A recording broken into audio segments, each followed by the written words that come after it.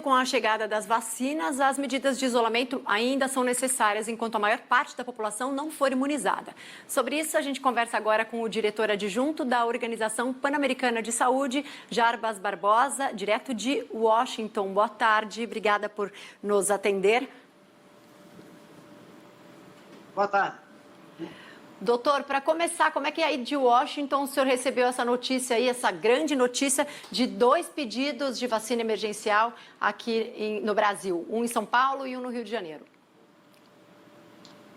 São boas notícias, sem sombra de dúvida, né? Significa que o Brasil está mais perto de contar com vacinas que podem, nesse primeiro momento, salvar vidas, vacinando os profissionais de saúde, vacinando aqueles grupos mais vulneráveis, e que depois, conjuntamente com outras medidas que nós sabemos que funcionam, podem levar ao controle completo da Covid-19. Eu creio que o próximo passo agora vai ser a autoridade regulatória brasileira, que é a Anvisa, avaliar os dados, né? A autorização de uma vacina é um ato de muita responsabilidade sanitária, né? Porque é um produto que é usado por milhões de pessoas.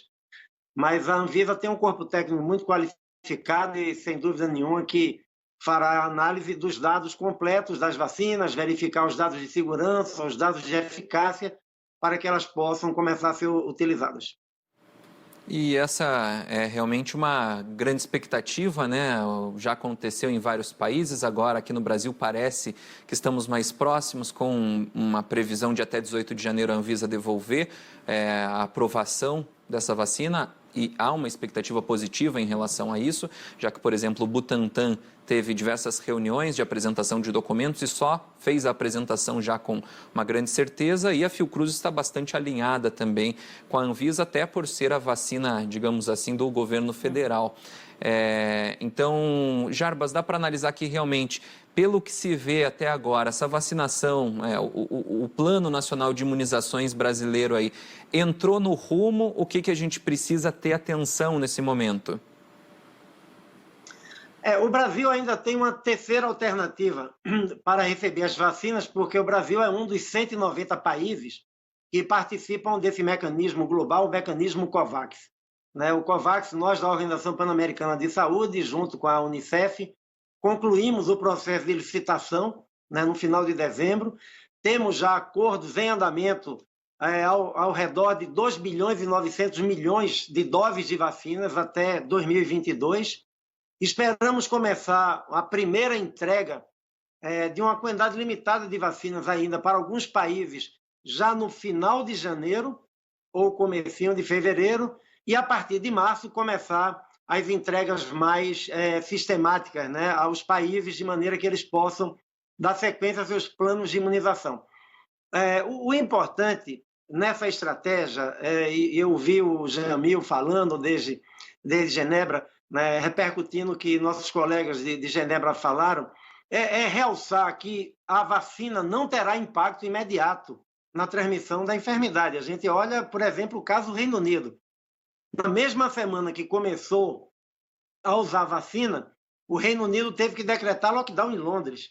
Por que isso? Porque a vacina ela começa a ser entregue em todos os países em quantidades muito pequenas, que são incapazes de alterar ainda o curso da transmissão. Então, cada país elaborou seu plano, seguindo as orientações da OMS, da OPAS, priorizar profissionais de saúde, trabalhadores sociais de linha de frente, população vulnerável, idosos, pessoas com alguma enfermidade, porque o primeiro objetivo, na verdade, é salvar vidas. Eu creio que esse é o passo correto a ser dado, e depois, junto com as outras medidas, a gente pensar, assim, mais para o segundo semestre, final do ano, numa estratégia de contenção completa da transmissão. De qualquer forma, a gente está aí praticamente 1 ano do surgimento desse vírus, do aparecimento desse vírus, depois se transformou numa pandemia, e você pensar que 1 ano depois a gente já tem quase 17 milhões de pessoas vacinadas pelo país, isso é um processo muito mais rápido do que a gente assistiu em outros casos, né? Não, é um esforço histórico. Inclusive, nessas vacinas, nós temos várias plataformas tecnológicas sendo utilizadas. Algumas são plataformas tecnológicas mais antigas, que já eram usadas em outras vacinas, mas nós temos também vacinas completamente inovadoras, né? As duas primeiras vacinas, inclusive, que começaram a ser utilizadas, a da Pfizer e a da Moderna, utilizam a tecnologia completamente nova, alcançar eficácias muito elevadas, né, de 95%, o que pode ser um passo para uma mudança tecnológica importante nas vacinas.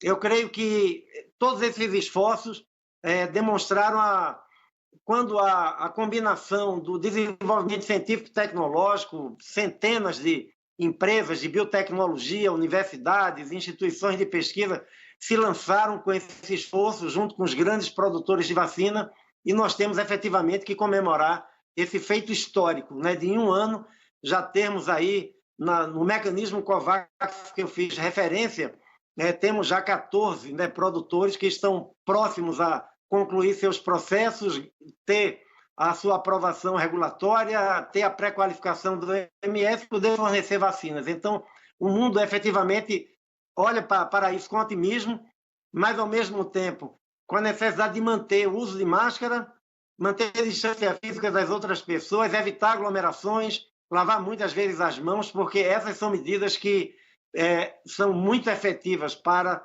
interromper a transmissão, que, infelizmente, aí a notícia não tão boa, né, dessa semana, a transmissão está batendo recorde em vários países do mundo de novo. Inclusive nos Estados Unidos, né, onde o doutor está, quase um recorde, quase 4.000 mortes em um único dia.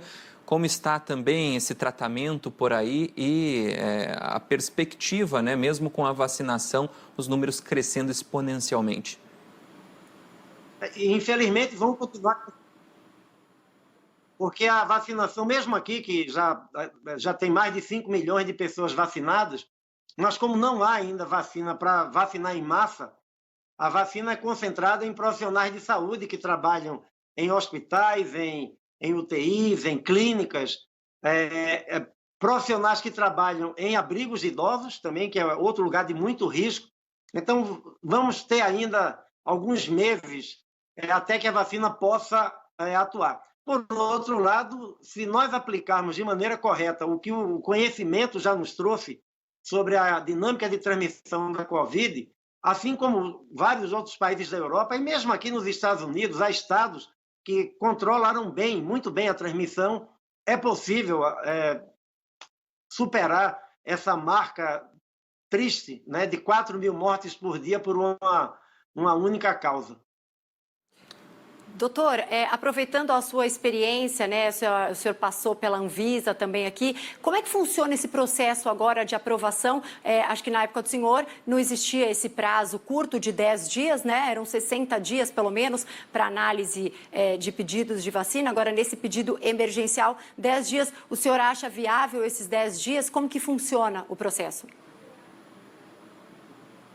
Olha, a Anvisa, as autoridades regulatórias todas do mundo, adotaram um procedimento específico, né, para fazer frente à emergência de saúde pública. Então, não é um processo normal, é uma autorização de uso emergencial, né, que como o FDA também está dando nos Estados Unidos, a EMA na Europa.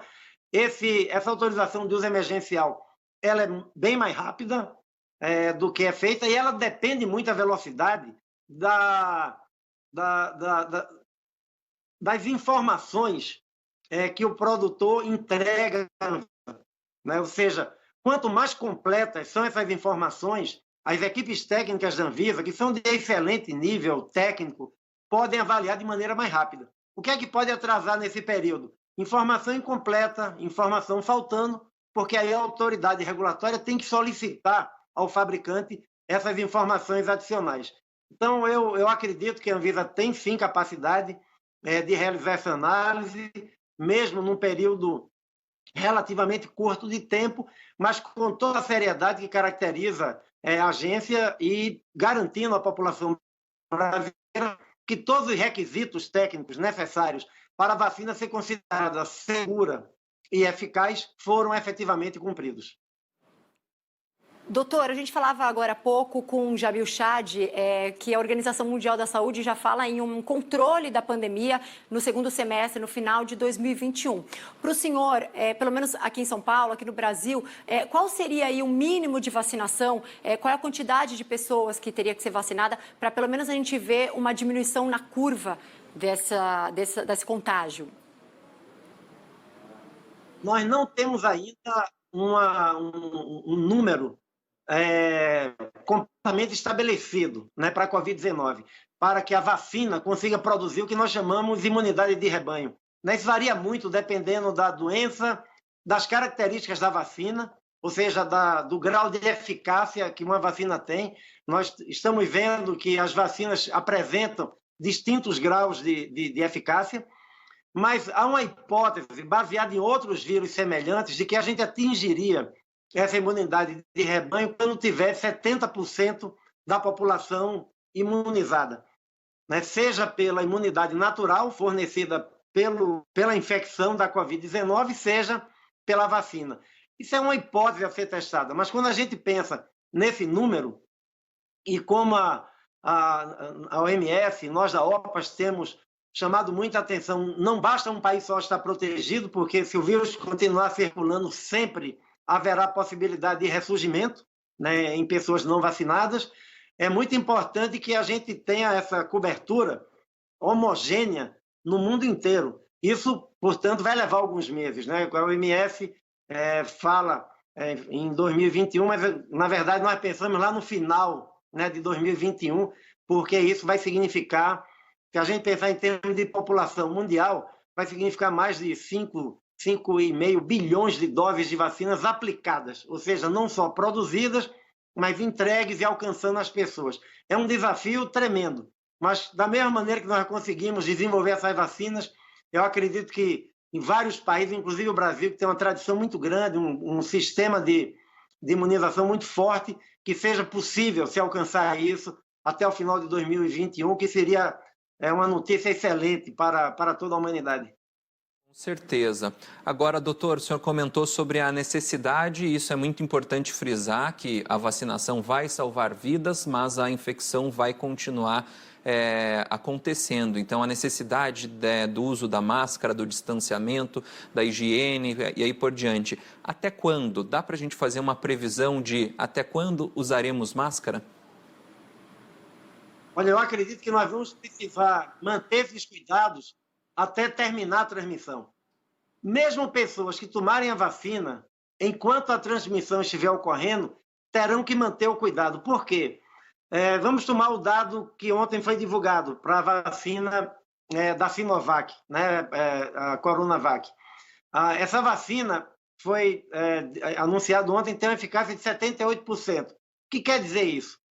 De cada 100 pessoas que se vacinam, 78 ficam efetivamente imunizadas, 22 não, né? Por problemas da resposta imunológica individual de cada pessoa. Isso quer dizer que, como você não sabe se tomou a vacina está imunizado ou não, a única garantia que nós vamos ter de que é possível relaxar as medidas é quando a transmissão estiver completamente controlada. Até lá, nós vamos ter que manter essas medidas, vão ser talvez vários meses adiante, mas isso vai poder salvar muitas vidas, né? As 200 mil mortes que, infelizmente, nós completamos no Brasil, as 4 mil mortes diárias aqui dos Estados Unidos, as milhares de mortes diárias nos países europeus, nos chamam a atenção de que ainda é um risco presente, né? Uma ameaça à vida das pessoas e que nós precisamos utilizar todo o conhecimento disponível para diminuir essa transmissão. Porque a gente está falando agora da fase de registro, de liberação das agências reguladoras, mas vem aí uma segunda fase, né, que é a distribuição dessa vacina. E a logística vai ser um grande desafio, principalmente para os países mais pobres, para as áreas de difícil acesso. Dependendo da vacina, precisa de uma refrigeração são menos 70 graus da Pfizer, se eu não me engano, ou da Oxford. Ou seja, é mais um desafio, não vai ser tão simples assim, não é só a vacina ser aprovada, tem aí mais uma fase delicada pela frente, né, doutor? Exatamente. A vacina da Pfizer, como você mencionou, ela precisa ser armazenada a menos 70 graus. Né? A Pfizer é um dos produtores que vai fornecer para esse mecanismo COVAX. Nós, inclusive, mandamos, né, uma carta, todos os países do mundo receberam, dos países do mundo que participam do mecanismo, são 190, receberam uma carta para a sua vontade e a sua capacidade de receber a vacina da Pfizer nós estamos chamando uma primeira entrega de uma quantidade pequena, mas que já pode começar a ser usada para profissionais de hospitais, de UTIs, por exemplo. Né? Mas, sem dúvida nenhuma, a vacina precisa ser produzida. Né? Quando os produtores falam, olha, nós temos 200 milhões de doses, as 200 milhões não estão prontas, já estocadas, infelizmente.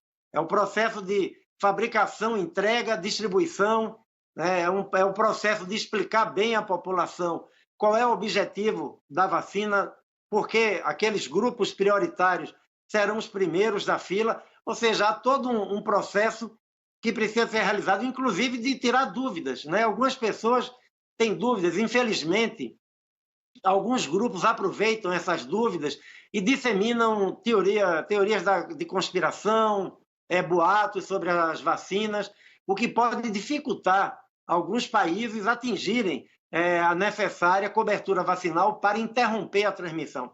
Então, é muito importante, muita transparência por parte das autoridades sanitárias, comunicar bem à população tudo que está sendo feito, os processos de aprovação, para que as pessoas tenham efetivamente confiança de que são vacinas seguras, eficazes e que vão, num primeiro momento, salvar vidas para proteger aqueles mais vulneráveis e os que estão em maior risco de desenvolver formas graves, e num segundo momento, quando se ampliar a disponibilidade, aí nós estamos falando provavelmente lá no começo do segundo semestre desse ano, começarmos a pensar em atingir uma cobertura tão alta entre a população que permita já controlar e talvez até eliminar completamente a transmissão da Covid-19. Jarbas Barbosa, muito obrigado por compartilhar o seu conhecimento, sua experiência aqui, né? Você que é vice-diretora aí da Organização Pan-Americana de Saúde. Estamos sempre à disposição aí, sempre que tiver algo relevante, o Band News TV está à disposição. Muito obrigado.